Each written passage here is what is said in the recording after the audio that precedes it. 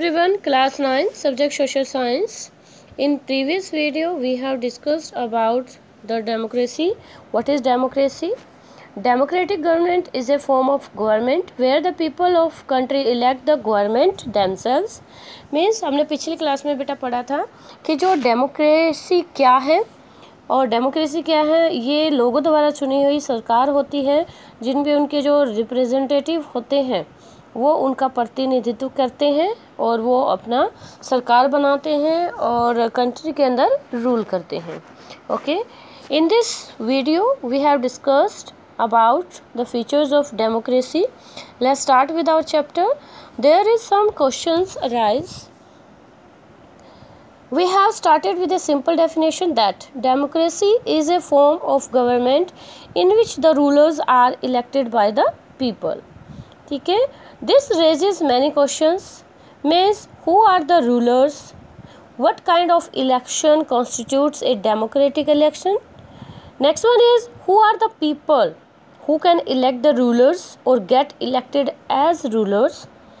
Fourth is finally what kind of a form of government is democracy.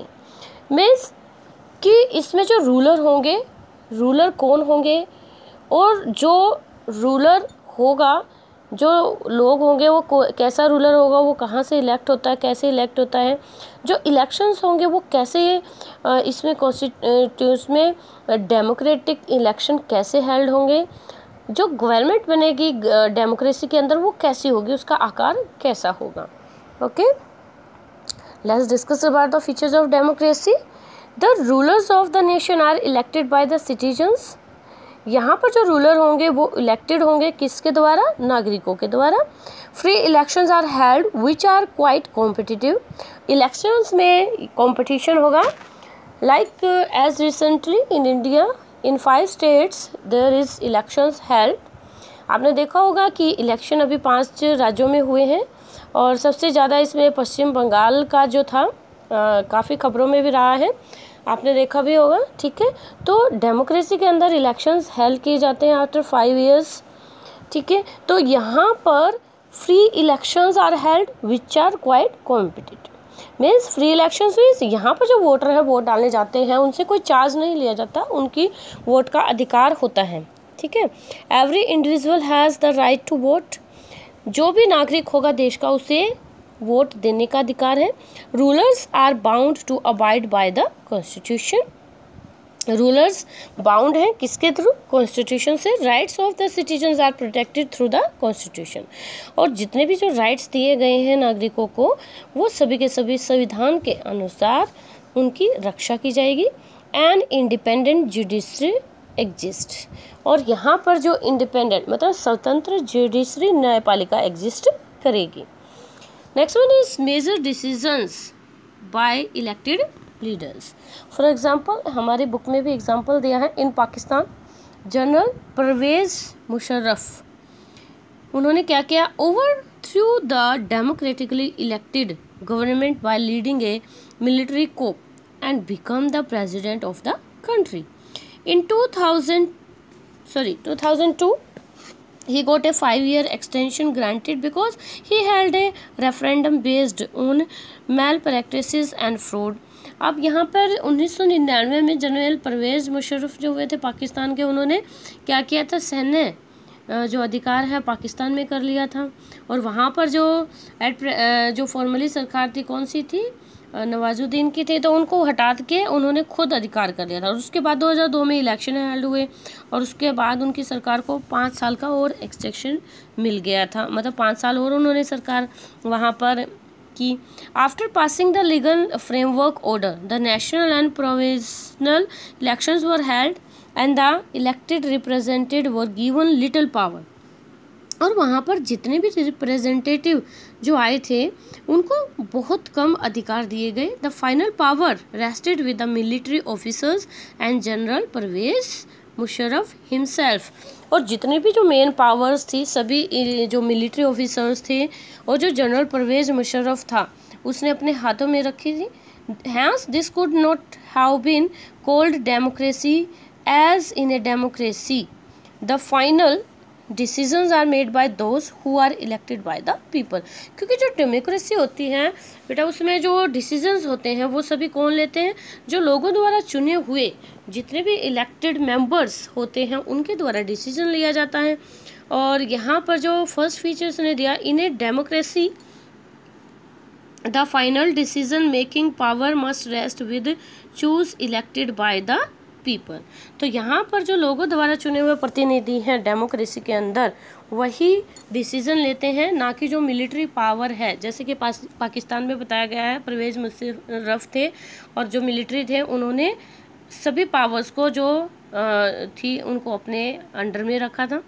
Next one is free and fair electrical competition. अब यहाँ पर जो next feature of democracy है, इसमें भी हमारा एग्जांपल दिया है चाइना का। China has elections held every 5 years। Through the elections they elect the country's parliament called the national people's congress. Congress, वहाँ पर जो नेशनल पार्टी उसका नाम क्या है? National people's Congress.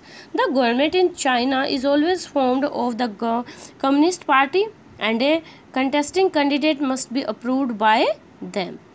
मीन्स यहाँ पर जो कम्युनिस्ट पार्टी है, वो जो अभी बताया जिसका नाम हमने पीपल्स पार्टी है, वही हमेशा एग्जिस्ट करती थी, वही को वो बनाती थी अपनी सरकार।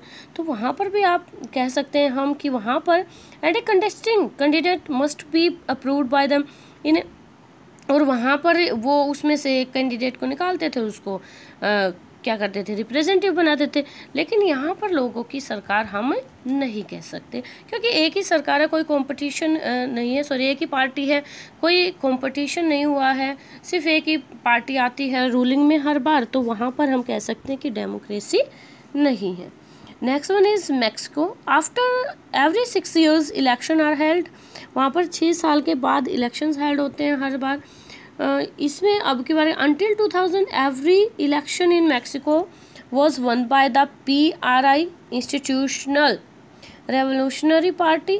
PRI means Institutional Revolutionary Party. The opposition parties were there for competition, but PRI was said to use dirty tricks to win the election. लेकिन वहाँ पर जो PRI पार्टी है वो हमेशा ही विन करती है। क्यों?